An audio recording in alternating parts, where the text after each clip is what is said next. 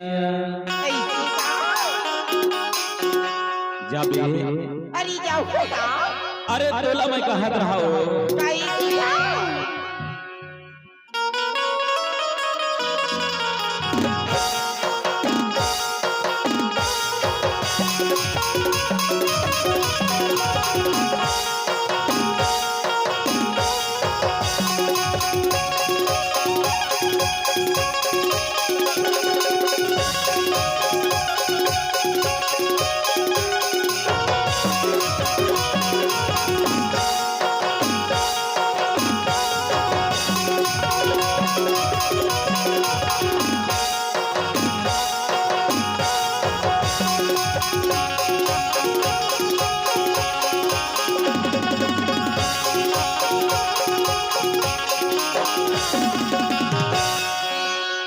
अरे घूमेला दुर्ग बाजार जहुरिया चंचल में गाओ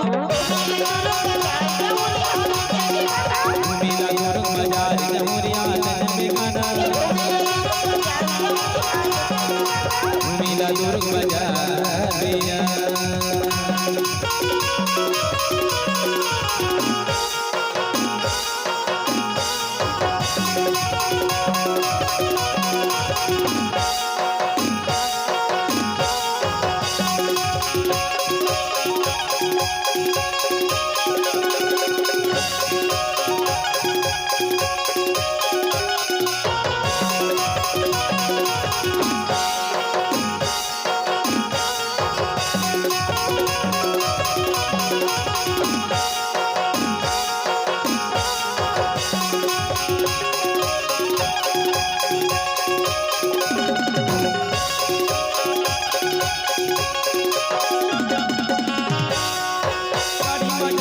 मोटर मजावे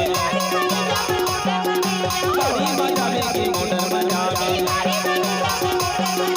बड़ी मजावे की मोटर मजावे बड़ी मजावे की मोटर मजावे तोला में कहत रहो तै हां का मजावे हो अरे न मैं तुर गाड़ी में जाऊं न मैं तुर मोटर में जाऊंगा ता का मजावे अरे आजकल वो 1,80,000 के लिए हंसना ऐसे नवा नवा साइन गाड़ी ले न चल वही मैं पीछे की बैठ के बनी पुटार की जाऊं कहां रहूंगा अरे तबे तो मैं तोला के रहा गोरी काई की था अरे ले चलना हो जातैया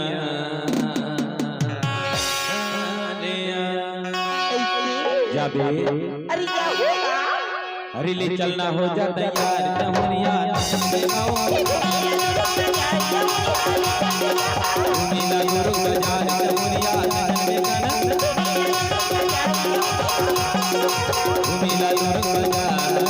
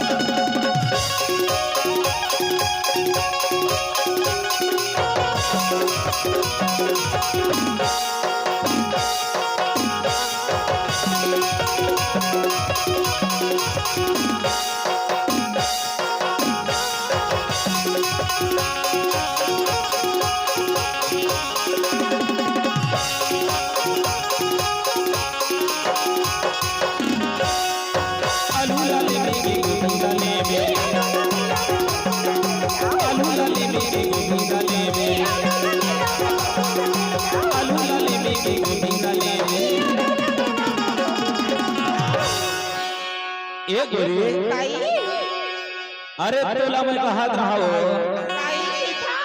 तय आलू ला लेबे कि गोभी ला लेबे